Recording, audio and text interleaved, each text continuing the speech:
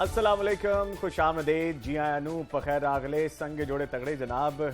सुबह सुबह जागे लाहौर के साथ मैं हूं नवीद निजामी और मैं हूं सैयदा अरमिला हसन। जनाब, हम आपको जगाने के लिए आ चुके हैं और पीर का दिन है, थोड़े आपको मंडे ब्लूज भी होते हैं, आपका दिल नहीं कर रहा होता कि आपने सुबह उठना है, लेकिन जनाब सुबह उठना है और सारा दिन फ्रेश रहना है, तो उसके लिए मॉर्निंग वॉक जो है वो बहुत ज़्यादा ज़रूरी है। और साथ साथ जब आप मॉर्निंग वॉक के लिए निकलते हैं घर से, ताज़ा हवा में सांस लेते हैं, आपके लंग्स को फ्रेश एयर मिलती है, तो आप एक्टिव भी रहते हैं और बहुत सारी बीमारियों से भी आपका जो छुटकारा है वो हासिल हो जाता है। लिहाजा वर्जिश रोजाना 20 मिनट करेंगे तो उससे आप बहुत सारी बीमारियों से बच सकते हैं। नहीं जनाब, जैसे आज मौसम भी रात से बड़ा खूबसूरत है, बड़ा मजे का मौसम है, बारिश, ठंडी ठंडी हवा, तो ऐसे मौसम में अगर आप सुबह सुबह एक्सरसाइज भी करें और फेफड़ों के लिए बहुत अच्छा है, सेहत के लिए बहुत अच्छा है। यकीनन हमारे जो साथी यहाँ पे मौजूद हैं, इन्होंने भी कोई आज मौसम एंजॉय किया होगा, इस पे भी बात करेंगे, लेकिन उससे पहले हम आपको बताएं कि हमारे पास जो स्टोरीज होती हैं वो क्या होंगी और हमारे साथ आज हैं कौन कौन। हमारे तीनों साथी, अली जाफर हमारे साथ मौजूद हैं, जनाब हमारे साथ इखलाक अहमद बाजवा, जो हमें अक्सर बताते हैं कि कोर्ट में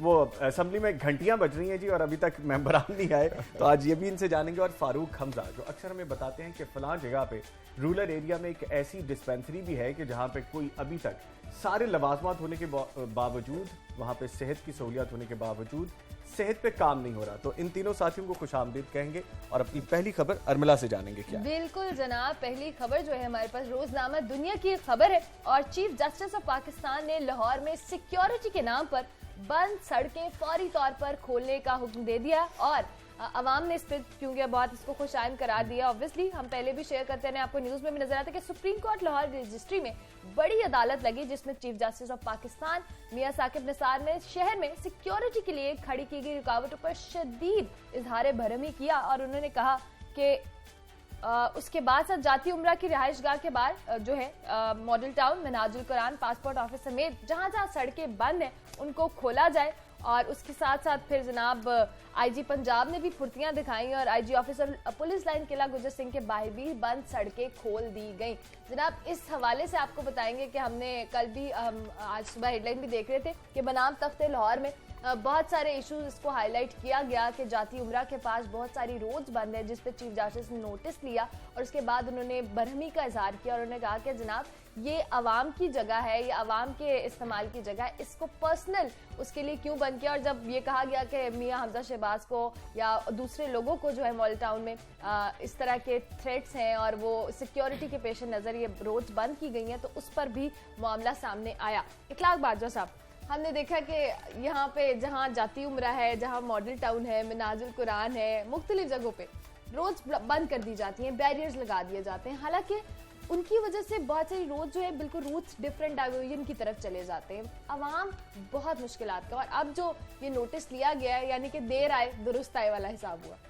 अर्मिला, इसको आप ये कह सकती हैं कि जैसा कि कहा जाता है कि जी जब अदारे अपना काम नहीं करेंगे तो कोई ना कोई जो खिलाफ पैदा होगा उसको पूर्ण करने के लिए फिर जब इदारे अपना काम नहीं करेंगे तो फिर कोई और तो अपना काम करेगा जो कर रहा है 6 साल से कि सड़कें बंद है। अब बिल्कुल कोई आ जा नहीं सकता वहां। ठीक है, और जब ये कल आईजी साहब ने अगर वो उस पर इम्प्लीमेंटेशन की है तो वो सिर्फ और सिर्फ की है कि चीफ जस्टिस ऑफ पाकिस्तान ने इसका नोटिस लिया है और उन्होंने बड़ी सख्ती से इसको कहा है कि फौरी तौर पर ये रुकावटें जो है वो हटा दी जाए।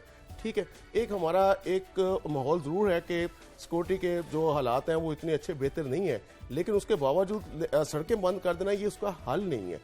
आपको अपनी सिक्योरिटी बेहतर करनी चाहिए। बाजवा साहब, सिक्योरिटी के हालात की जब हम बात करें ना, वो आपके और मेरे लिए तो बेहतर नहीं है या उन अवामुन नास के लिए बेहतर नहीं है जो घंटों लाइनों में खड़े होकर इंतजार करते हैं कि वीवीआईपी प्रोटोकॉल गुजरा है, कॉन्वॉय गुजरा है। उनके लिए सिक्योरिटी के हालात बड़े बेहतर हैं, उनके लिए वो सड़कें भी बंद हैं, पिछले 6-6 सालों से सड़कें बंद हैं। जिस तरह ये खबर बताती है रोजनामा दुनिया लाहौर की कि क्रेन के जरिए पीएमए हाउस के साइन बोर्ड समेत मेन सड़क पर मौजूद तमाम बैरियर्स हटा दिए गए।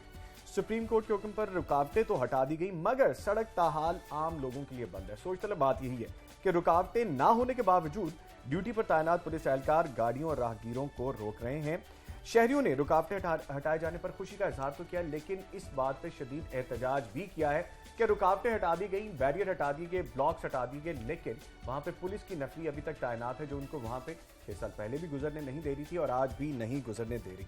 फारूक, बात वही है कि आपने कान इधर से नहीं पकड़ा उधर से पकड़ लिया, आपने दिखाने के लिए आपने फोटो सेशन कर दिया, आपने मीडिया को दिखा दिया, आपने खबरों की जीनत बना दिया इन चीजों को, लेकिन अवामुन नास के लिए अभी भी वो जगह खुली नहीं है। इसका मतलब ये है कि हम जो कर रहे हैं और जो हमने करना है दोनों में तजाद है। ऐसे ये दोनों में तजाद है। अगर अवामुन नास को फायदा नहीं पहुंचेगा तो उस काम के करने का फायदा ही कोई नहीं है। जैसे चीफ जस्टिस साहब ने तो अब नोटिस लिया है 6 या 8 साल से वो सड़कें, अगर एक सड़क की चौड़ाई 20 फीट है तो उस पे 15 फीट पे या 10 फीट पे आपने बैरियर्स लगाए हुए हैं, बंद किए हुए हैं, तो वहाँ पे ट्रैफिक भी जाम रहती है, लोगों को भी मुश्किलात का सामना करना पड़ता है। अगर आईजी ऑफिस की बात कीजिए तो गुज़श्ता दिनों यहाँ पर एक एहतजाज भी हुआ था जो उस इलाका के रहायशी, उनका कहना था कि हमारे घरों में एंटर होने के लिए हमें नहीं जाने दिया जाता, हमारी गलियां जो है वहाँ पर पुलिस एहलकारों की गाड़ियां खड़ी होती हैं, पीछे आईजी ऑफिस है, आईजी ऑफिस की वजह से रोड सारी बंद होती है, जब आप अपने घर की तरफ जाते हैं तो वहाँ पे उनकी गाड़ियां खड़ी होती हैं। कई बार एहतजाज किया लेकिन किसी ने आज तक सुना नहीं। ये एक अच्छा इकदाम किया है चीफ जस्टिस साहब ने कि उन्होंने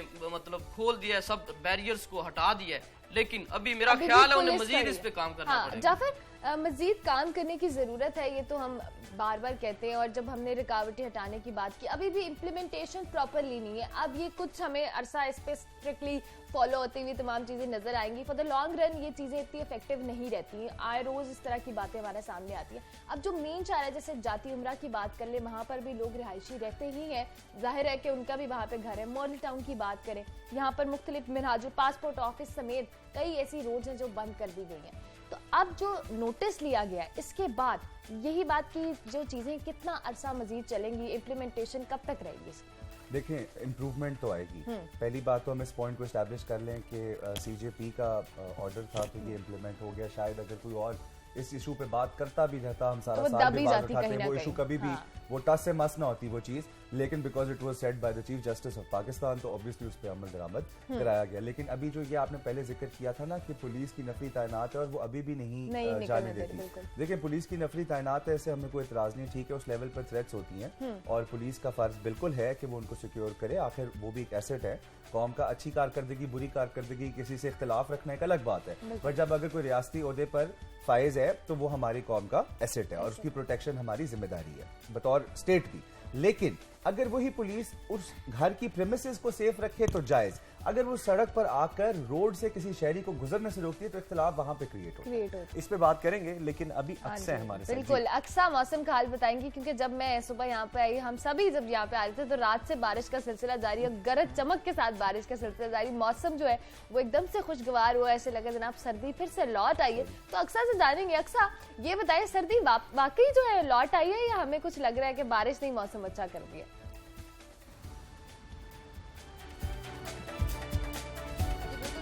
आपने बताया सर्दी लौट आई है, बिल्कुल ऐसा ही है, क्योंकि इस बारिश की वजह से टेम्परेचर जो है वो काफी डाउन आ गया है। कल जहां पर मिनिमम टेम्परेचर जो था वो 11 डिग्री सेंटीग्रेड था, आज मिनिमम टेम्परेचर जो है वो 8 डिग्री सेंटीग्रेड है। और इसके साथ साथ जो ज्यादा से ज्यादा दर्जा हरारत है वो भी कम हो गया। जहां कल ज्यादा से ज्यादा दर्जा हरारत 21 डिग्री सेंटीग्रेड था, आज कम होकर वो 18 डिग्री सेंटीग्रेड हो गया।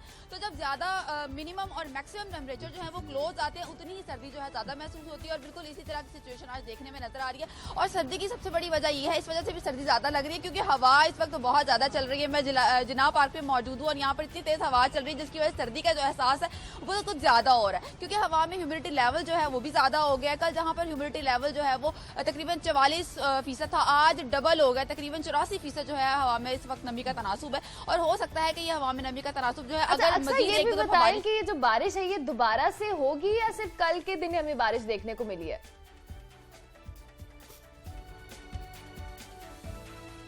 जी अरमला, महकमा मौसमियात ने तो यही पेशगोई की है कि आज शाम तक बारिश का ये सिलसिला जो है वो शहर से रुखसत हो जाएगा और बारिश होगी, लेकिन हल्की बूंदाबांदी जिसे आप कह सकते हैं। क्योंकि अगर मैं आपको इस वक्त सिचुएशन बताऊं तो अभी तकरीबन 2 से 3 सेकंड पहले मैंने देखा कि सूरज जो है वो थोड़ा सा जो उसकी झलक जो है बादलों के पीछे से नजर आई, जिसकी वजह से ये आप कह सकते हैं कि बारिश जो है वो अभी इतनी ज्यादा होने के इम्कान नहीं है। शाम तक अलबत्ता जो है हल्की बूंदाबांदी जो है वो होती रहेगी वक्फे से, जो जिस तरह आप कह सकती हैं। लेकिन जिस तरह सूरज निकल रहा है तो नजर यही आ रहा है कि हो सकता है कि जिस तरह महकमा मौसम ने कहा ये बिल्कुल दुरुस्त साबित हो जाए कि ये जो बारिश का सिस्टम है ये लाहौर से जो है रुखसत हो जाए, क्योंकि यहाँ पर बारिश का सिस्टम थोड़ा कम देर के लिए रुका है। इसकी वजह यह है कि हवा बहुत चलती रही, जिसकी वजह से जो बादल है वो अपना अब किसी और से जो है वो ट्रैवल कर रहे हैं, जिसकी वजह से बारिश का सिस्टम जो है यहाँ से रुखसत हो जाएगा आज शाम तक। लेकिन फिलहाल मौसम जो है वो बहुत अच्छा है, शहरी जो है इसको एंजॉय भी कर रहे हैं। लेकिन आज मंडे है तो इस वजह से पार्कों में उतना ज्यादा रश जो है वो देखने में नजर नहीं आ रहा। आपको भी लग रहा होगा पार्क जो है अभी इतने ज्यादा लोग आए नहीं हुए, क्योंकि वॉक करने वाले लोग भी अक्सर होते हैं पार्कों में, लेकिन आज वो भी कम है क्योंकि बारिश हुई हुई है और घास भी खासी गीली है,